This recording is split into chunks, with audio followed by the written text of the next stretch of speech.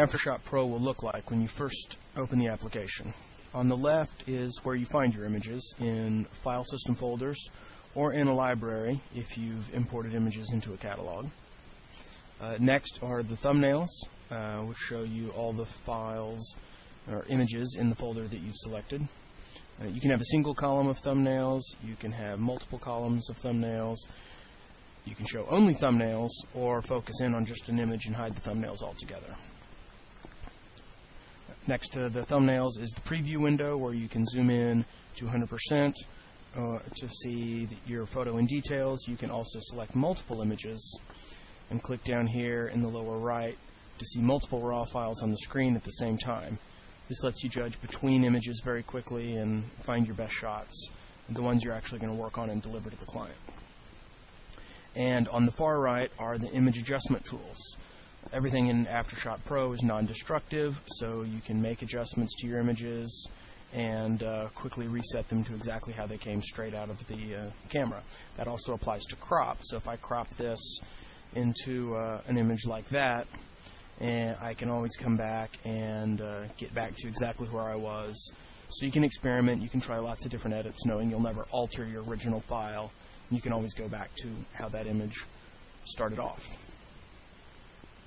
Now, workflow means different things to different photographers. So what AfterShot tries to do is to support as many different workflows as possible to allow the photographer to work however they want to, instead of requiring them to follow one specific workflow that the application supports.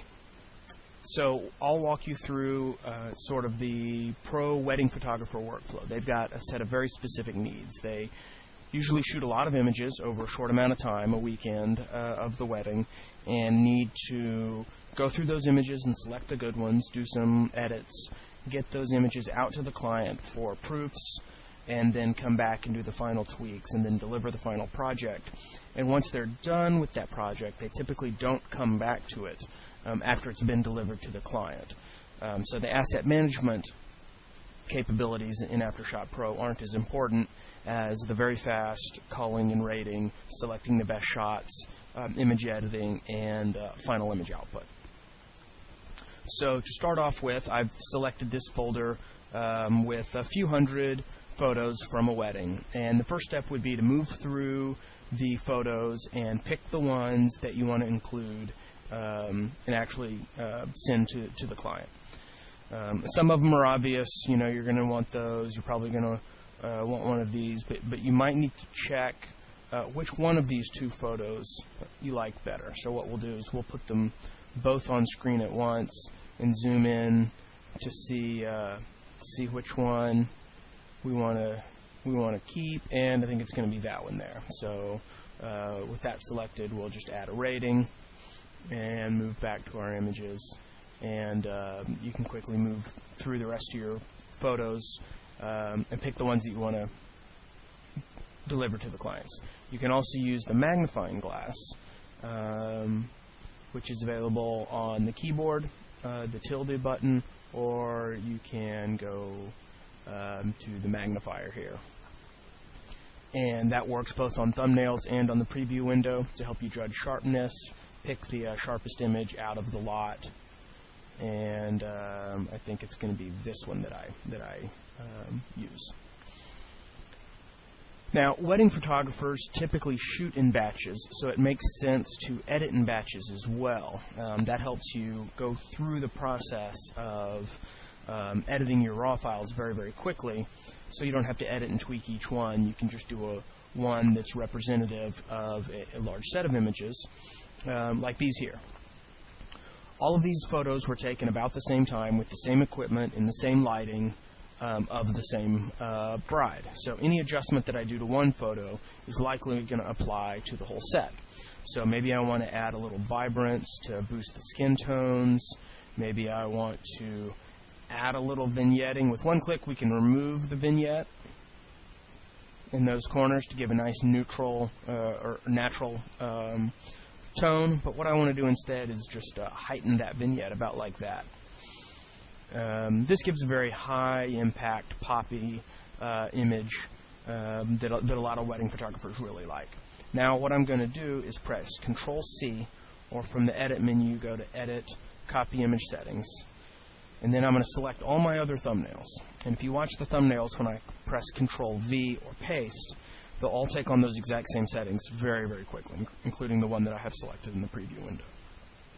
So this is a great way to adjust one image, this one here that we started out with, and then paste those settings to a whole group of photos so you can get great results, beautiful quality photos very, very quickly without having to tweak and edit each one. This is a huge time saver for wedding photographers who tend to take thousands and thousands of photos, many of them with very, very similar subject matter, lighting, and shot with the same equipment.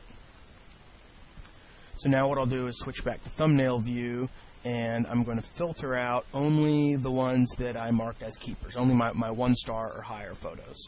Now I'm going to select them all, and the final step is to create output images, which will actually deliver to the client as proofs. So over here on the Output tab, we can see the predefined batch outputs. This is where you configure the size of the photo, how many photos you want to create, all the various options that are available during output.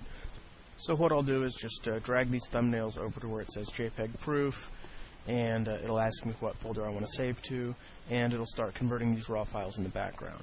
Now while it does that, I can still move through my photos very, very quickly and preview the images, do editing, adjusting, even while it's converting those files in the background, faster than any other application on the market. So that was a quick look at the pro wedding photographer workflow. You find the images directly on your hard drive, you go through them very quickly and do your culling and rating, pick your best ones, you edit and refine just those instead of the entire set, deliver those to the client, and then move on to the next project. For enthusiast photographers, they're much more likely to come back to their photos time and time again and to show them off or to kind of continually refine and adjust them. So the asset management capabilities of AfterShot Pro become more and more important. So what I've done is clicked on the Library tab, where I've got this catalog with a few thousand photos to show you some of the asset management capabilities. So what this allows you to do is find photos, instead of by where they're stored on your computer, using any of the metadata that was found during the time the images were imported, or metadata that you've added to the photos, like ratings or keywords, things like that. So I can quickly say, okay, let's find all the images shot with the Fuji camera, and those pop on screen very quickly. Or I can say, well, let's find all of the good photos. I'll just say my 2- and 3-star photos. So I'll select both of those and click Refine. So that hides all the other ones that aren't my good photos and shows the counts for only those photos as well. So I can quickly see that I shot 35 photos in Honduras that I thought were 2- or 3-star photos. And I can click through them and quickly say, oh yeah, that's the one I was looking for. And that's what the asset management capabilities in AfterShot are all about. Being able to find specific photos after the fact, maybe months or even years later, without remembering where they are on your computer or any particular details about where they're stored. You can just remember what keywords you assigned, maybe what equipment you were using. And you can say, okay, I want to see just the ones shot with this 17mm lens.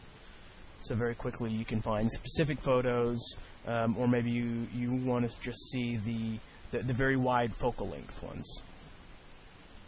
Those about like that. So these are my 2- and 3-star images shot at 20mm or less. So very quickly you can go from a huge set of images, maybe many thousands, down to the very specific ones that you want to be looking at. Whether you're a professional photographer or an enthusiast, final image quality is important to everybody. So we've built in a huge array of image adjustment tools, all totally non-destructive, to make sure you can get the best image quality when working on your raw files very, very quickly. So let's walk through a few of those examples right now. If I look at this shot, I took this in Tibet several years ago. I really liked the color of the sky, this early evening sky, and the subject matter of the foreground, the man taking a picture of his family in front of this monument. But it's murky, it's dark, it's blue, it's kind of hard to see any detail down here in the foreground, so overall it's really not that compelling of a photo. If I do my one-click white balance adjustment, like you can do in any application, the foreground starts to look better, but I lost that cool characteristic of the sky, which is the whole reason I took this photo in the first place. So that doesn't help. What I want to do instead is open my layer manager and create a new adjustment layer down here just like this. So I'm going to select the bottom of this image very quickly, and it'll be outlined with this rectangular border like that. So now when I do my one-click white balance, only that bottom rectangle gets my new white balance setting. So very quickly I got a custom white balance only here in the lower portion of the image without affecting the rest of the frame. Now that looks pretty simple, but AfterShot Pro is actually the only non-destructive workflow tool that allows you to do that very quickly, selective white balance that fast. Now we can add another adjustment. What I'll do is add a little fill light, just like this, to boost the shadows as well. So now I have a nice neutral color down in the bottom. I've got much brighter shadows. I didn't blow out any of the highlights in the foreground, and the rest of the image is exactly how it came straight out of the camera. Very, very quick and easy. Now, if I double-click to zoom into 100%, I can see the top of the stairs got cut off when I made that rectangle. So I need to add another region, and I'll use my paintbrush just to show you how that works. You could do another rectangle up there if you wanted to, but I'll just use the paintbrush here, select the top of the stairs just like that, zoom back out, and very quickly you can see the before and after. So you can add multiple regions to a single layer. All the adjustments on that layer will take those same settings, so very quickly you can get exactly what you want out of your final image. Now I'm going to make another layer, and I'm just going to use my polygon tool again and follow the contour of the mountain and around the monument like this to emphasize that cool color of the sky that was important to my photo in the first place. Now, adding these points, just like everything else, is totally non-destructive, so you don't have to be real precise. You can always come back in later and you know, move them around and make them fit a little bit better once you know you've got the look you're looking for. So now with that selected, I'm going to hide my layer manager and just lower the color temperature a little bit here, about like that, to really emphasize the color of that sky. It didn't alter the neutral color on the monument. It didn't adjust the foreground at all. Only that top area very, very quickly to give me exactly what I wanted out of this photo.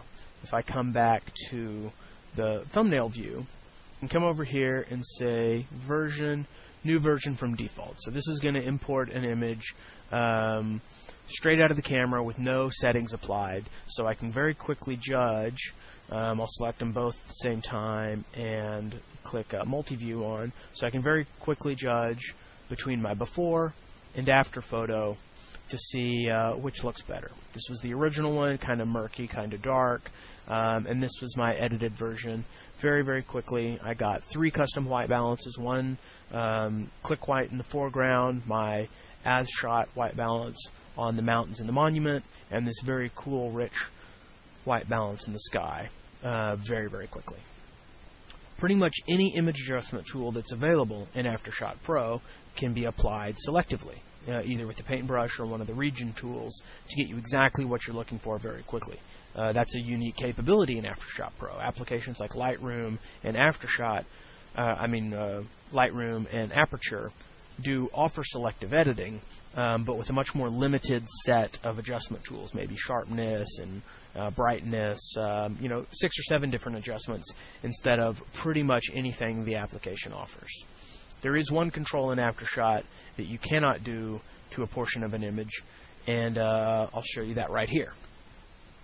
Judy Haley took this with a fisheye lens. It has this very warped, sort of global feel to it, and she shot that way intentionally. That's the look she was going for. But if I click on the Details tab, we can see the camera, lens, and focal length that was shot with, and enable correction, and it's going to give you an optically correct image very, very quickly. Now, this is one of those adjustments that just doesn't make sense to do only to a portion of the image. So this is one of the very few things that can't be applied selectively. It needs to be applied to the whole image. But pretty much anything else can be applied to the whole image or a portion of the image.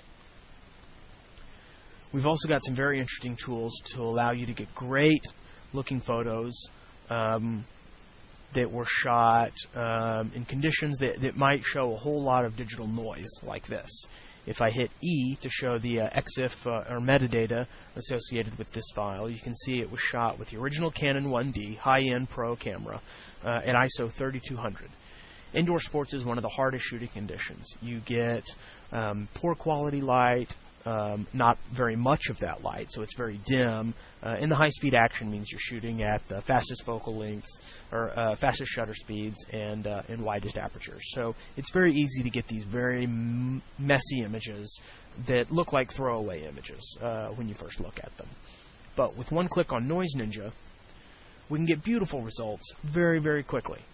So we took something that looked like this and ended up with something that looks like that, without a lot of fuss, without moving a lot of sliders or adjustments, just one click and you get beautiful results. Now I'll hit Control-C, move on to my next image, and we'll zoom in 1:1. Again, shot at the same time, same conditions. I'll hit Control-V to paste, and it'll take on those exact same settings. So if you're working with a large number of photos, if you actually shot this volleyball tournament, you probably had thousands of photos like this. You can just copy those settings from one, paste to the other, and get great looking results from your entire shoot very, very quickly. AfterShot is also designed to help power your entire workflow, even if you need to do image adjustments in other applications to maybe composite multiple photos together, or add text overlays, or do some of the creative adjustments that some other applications like Paint Shop or Photoshop really excel at. So I'll show you that here. We'll take a photo like this, picture of some flowers, and let's boost the vignetting again like we did on the bridal photos. We can come back and also boost the saturation a whole lot, really make those flowers pop.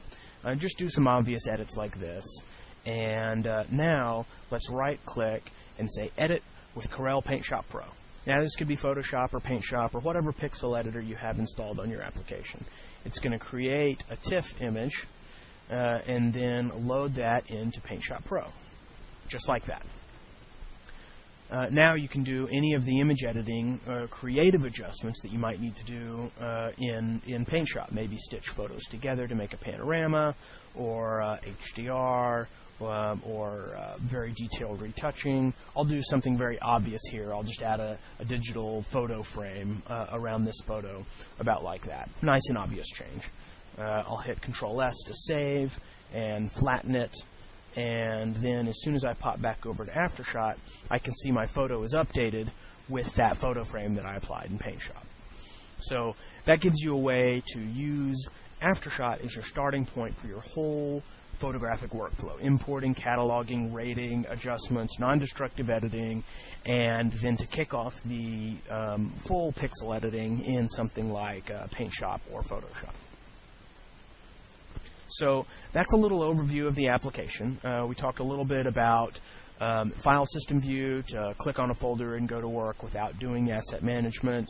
And this is great, and one of the unique capabilities of AfterShot Pro compared to something like Lightroom is that we do give you the option to do both of these.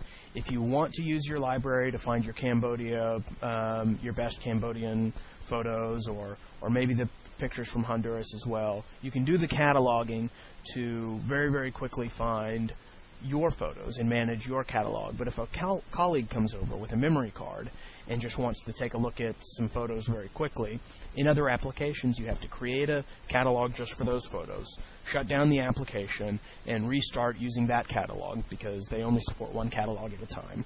Import those photos into that new catalog just to see the photos, and then close down, start back up, select your main catalog in order to go on with your workflow. So it's very cumbersome to very quickly just you say, okay, well let's see all these photos that Judy Haley shot, and click on a group of photos without needing to import those into your catalog. One of the other things that we saw is that in this demo, you never saw a sign that said waiting or loading or please wait. These are raw files from a number of different cameras.